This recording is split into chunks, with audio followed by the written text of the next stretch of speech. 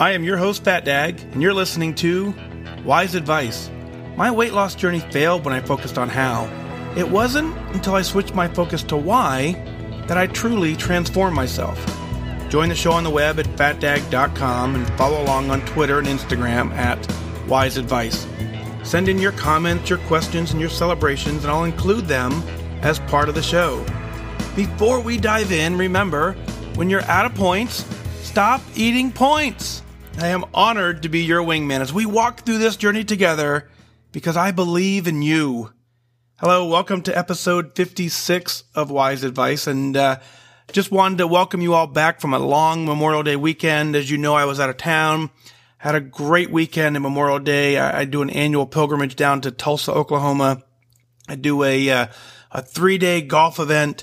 Absolutely fantastic time. It's a celebrity pro-am, but it's really the coolest thing about it is that I get to spend time with families who have their families have paid the ultimate sacrifice and they've lost someone on the battlefield, and we spend time with them, honoring them, and spending Memorial Day the way it really should be spent. And so I'm very honored to be able to do that.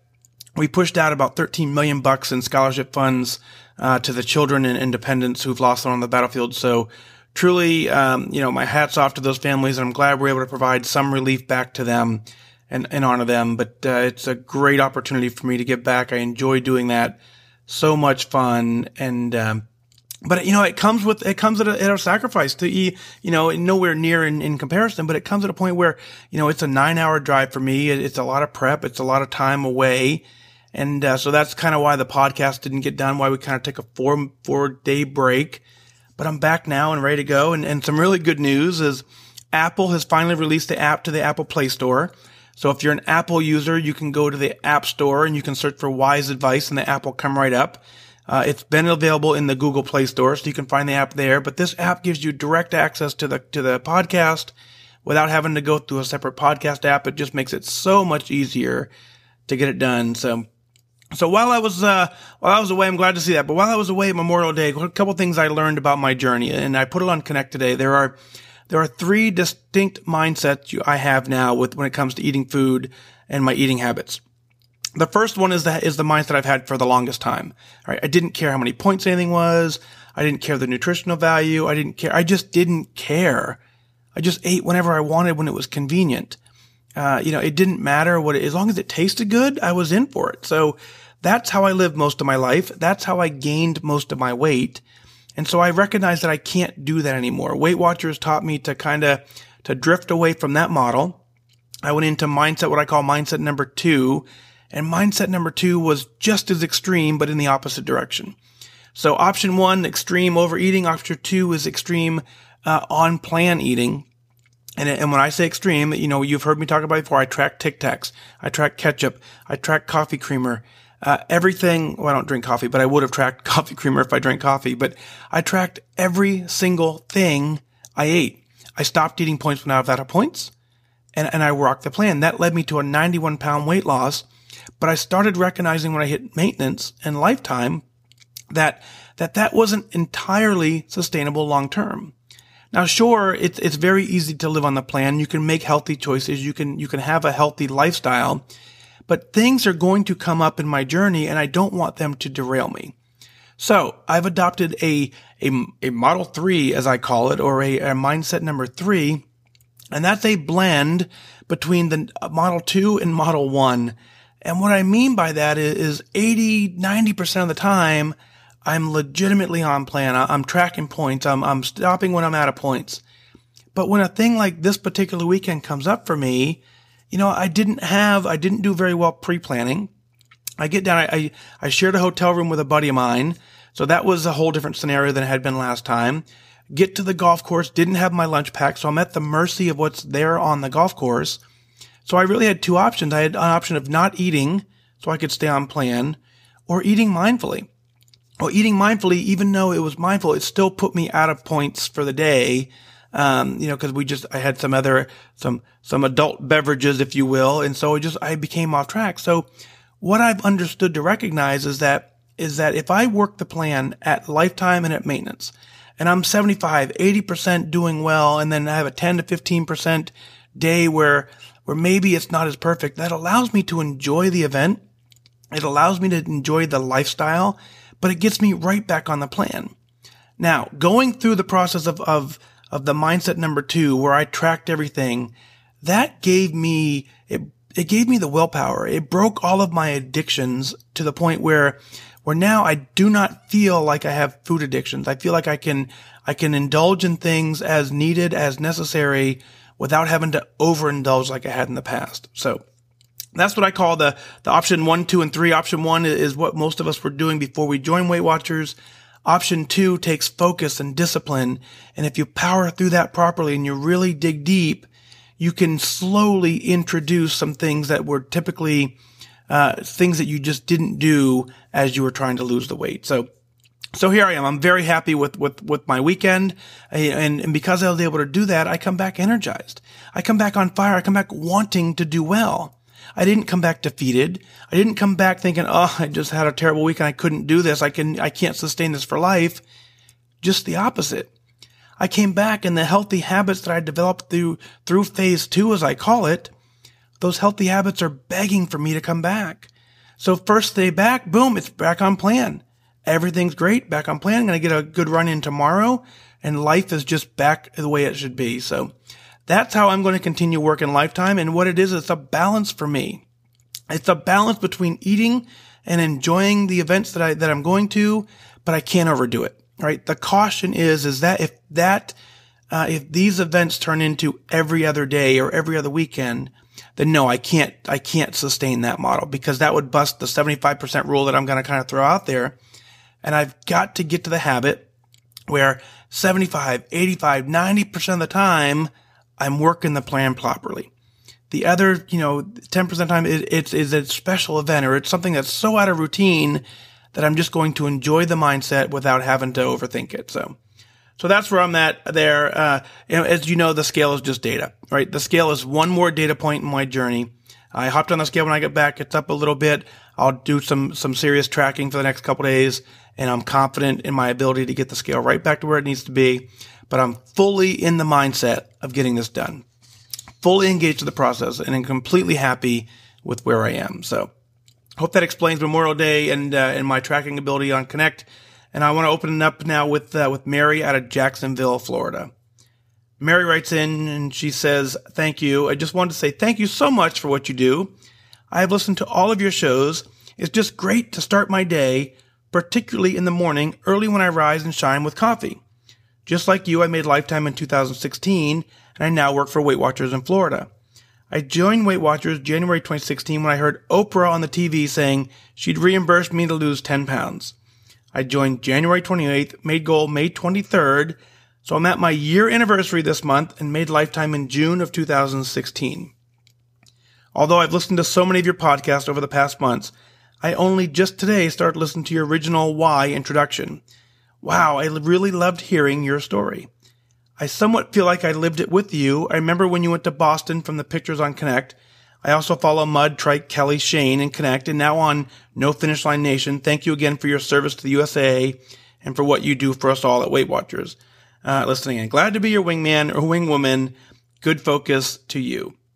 Well, Mary, absolutely. Thank you. Congratulations on a healthy lifestyle. That is absolutely fantastic. That's exactly what we strive for. Is when you reach that goal, when you get to the point where you're honestly happy with how you look, you're honestly, truly content with how you feel, that is goal and that is Lifetime. And you're there and you're doing great. So thank you for tuning in. Thank you for listening. And you're right, we kind of all are doing this together. And so, we feel like we've been together for so long because we've been following each other. But more importantly, it's because the journey is so similar for all of us. We all have very, these similarities that translate from one of us to the next. So when someone posts something, it's not very long for someone in Connect to come along and say, yeah, me too. And that's the power of Connect. And that power reminds you that you're not alone. And then when you see that person succeed, you go, oh, well, if they do it and they have the same struggles, well, then I can do it. And it's that belief that carries you to goal. It's that point in your journey when, at the beginning of these journeys, we don't believe in ourselves. but we start seeing the successes possible. And those people believe in us. And at that point, the transition slowly happens where we start believing in ourselves. And that's when we start to make goal. So I'm glad to have you as my wingman. Wingman is a non-gender term. So wingwoman, if you want to use it, that's fine. But the wingman term certainly is non-generic. And thanks for the shout out on the Boston Post. And if you've followed along for a while, when I went to Boston last year, it was a game changer for me. It was the first time I sat in a room with other people who had weight struggle issues. And for me to finally sit in a room with people who understood me, who understood what I was going through, who got it, who had the same struggles or similar struggles, was incredibly powerful. We know we get that on Connect, but to see it in real life outside of the Weight Watcher meeting was incredible. So for me, it was a life changer. It was a complete game changer for me. It was that point that I was at my complacency weight. I was about 199 pounds.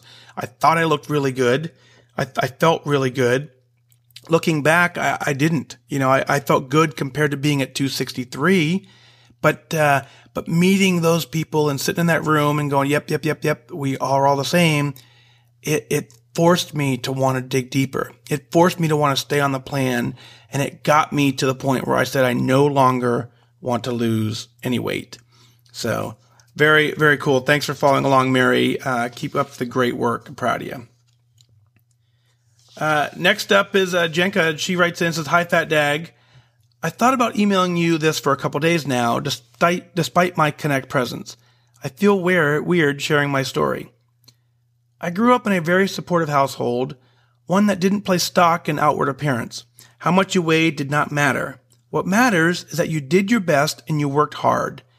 I never knew how much I weighed. When I looked in the mirror, I didn't see a fat girl.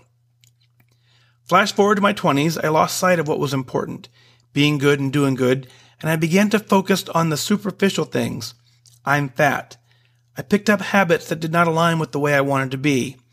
I ate out constantly, I drank too much, I smoked cigarettes, etc., etc. I didn't realize how bad everything had gotten until my Opa died. June 2011. I went back home for a celebration of life. I hated myself. I see photos from that trip. I do not look like me. I was 221 pounds. I was in a size 18 pants. I came home, saw photos on Facebook and from that trip and made the decision to change. I started counting calories and working out.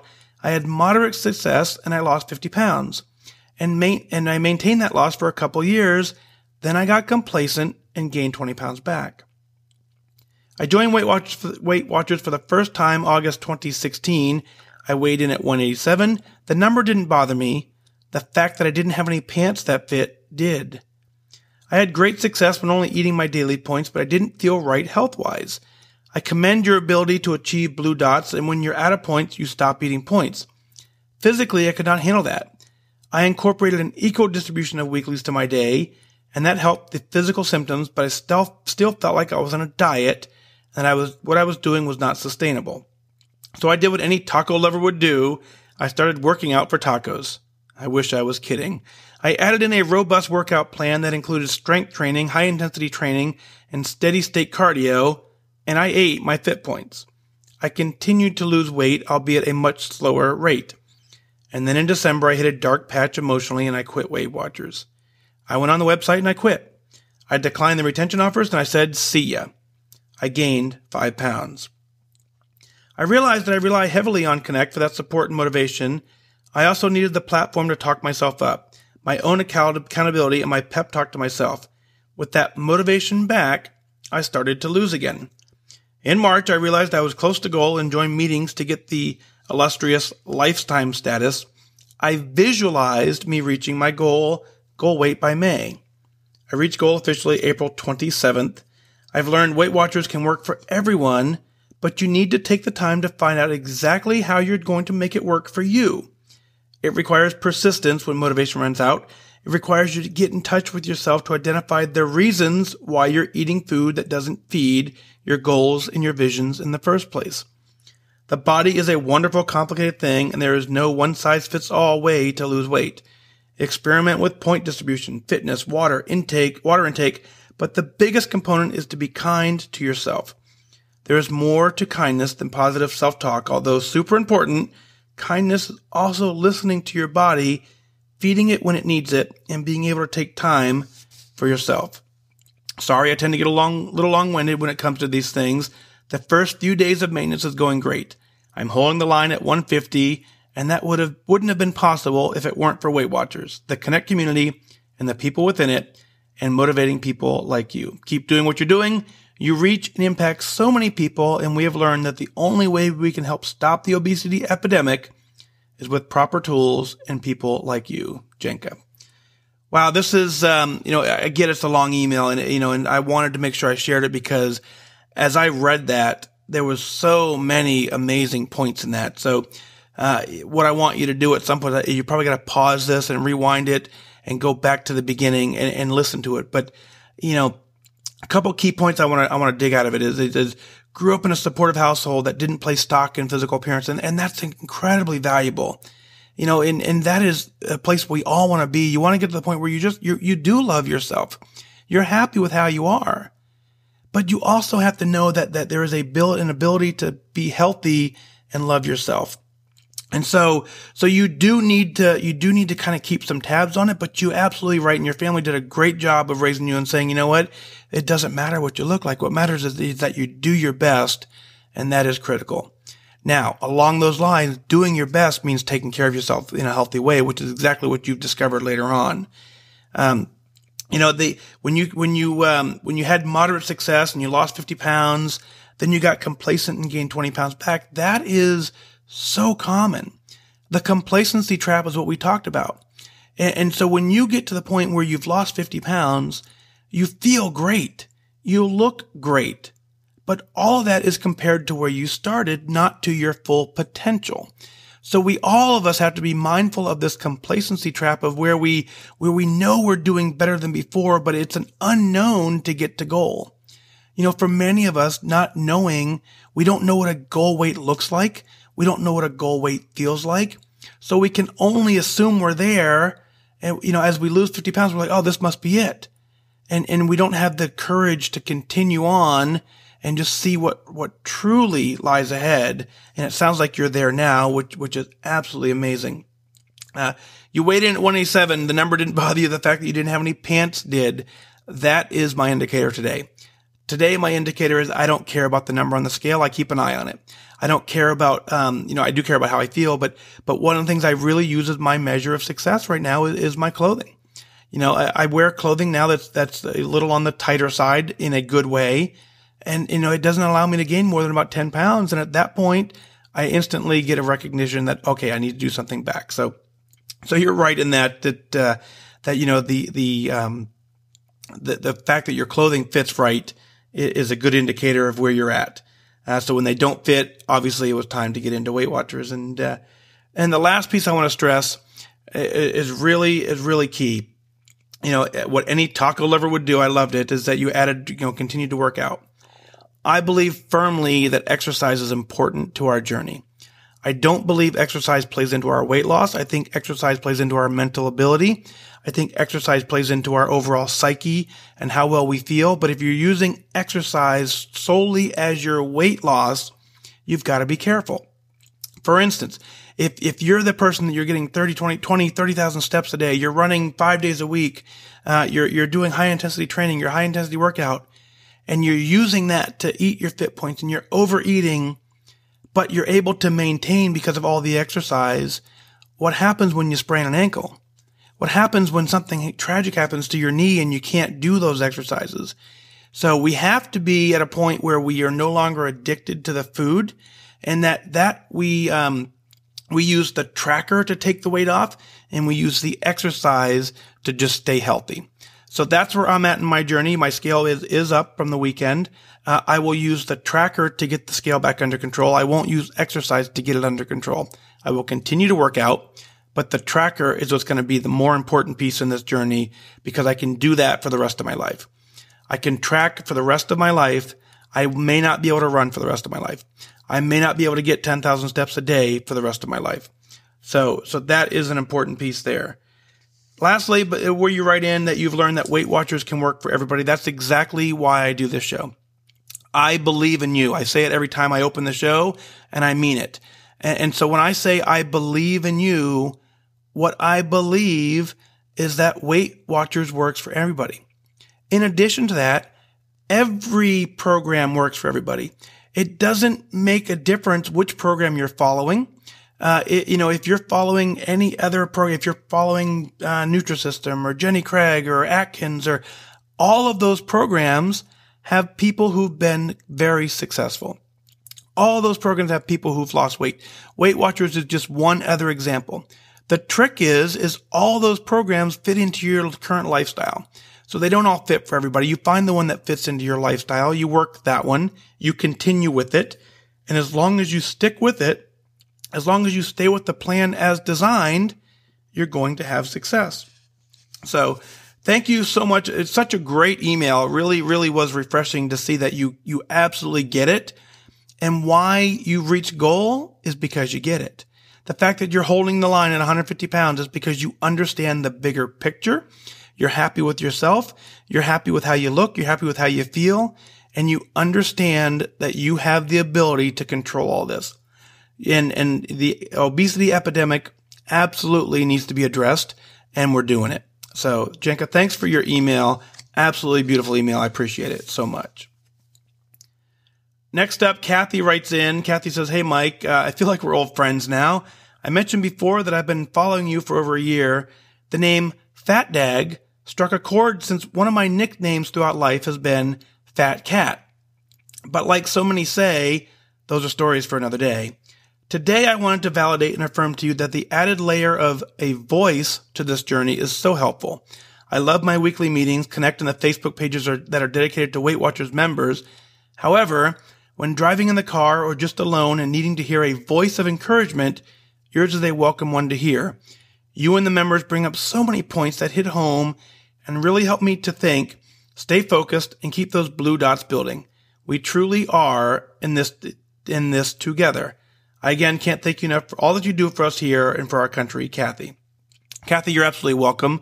I completely agree. Thank you for following me. And so the voice piece is critical. And just like you, I realized not long ago that there are certain things in my life that I want to get done, and I use my drive time to get them done. And so during my drive time, I listen to a couple different podcasts, and occasionally I'll pull this one up as well, because even I need to hear your emails over and over again. But it's that thing that you can hear it. It's that layer that's one more dimension into your senses that continues to remind you. So I'm glad that you found it. I'm glad that it's working for you. It's exactly why I continue keeping it up. And just to kind of tag it in the whole FatDag scenario, and we've talked about before, FatDag for me is a noun. It's no longer an adjective. It doesn't describe who I am. It's simply the nickname I've used. And it worked out beautifully this weekend when I was in Tulsa. People asked me people who I haven't seen in it forever, they said, FatDag, it doesn't make sense. And it gave me the opportunity to share with them. A gentleman sitting with me in the golf cart, he said to me as we were driving down the golf course, he said, "Man, it's a good thing we're both not big. Otherwise that cart wouldn't have made it up the hill." And I looked at him and said, "Well, my nickname's FatDag, right?" And he's like, "Yeah." And I said, I pulled up a picture. I showed him the phone. And I said, "You can make the change. You have the ability to get this done." And so that's why I continue doing it, and it's just an honor to be able to walk this journey and get it done. So I want to know what you're celebrating. I want to share it on the air. I want you to go to fatdag.com, click on Listen Now, send in your celebrations. It's important that we celebrate together. This community, as we build together, as we work together, other people understand and get reminded of different parts of the journey that sometimes they've forgotten or didn't quite know. But send in your comments, your questions. I'll work them in as part of the show. You can send them in via Twitter at Wise Advice. But that's going to do it for this time. Remember, losing weight, getting healthy, has nothing to do with luck. You've got to remain disciplined and focused. Set your sights on your goal and go after it. I wish you good focus.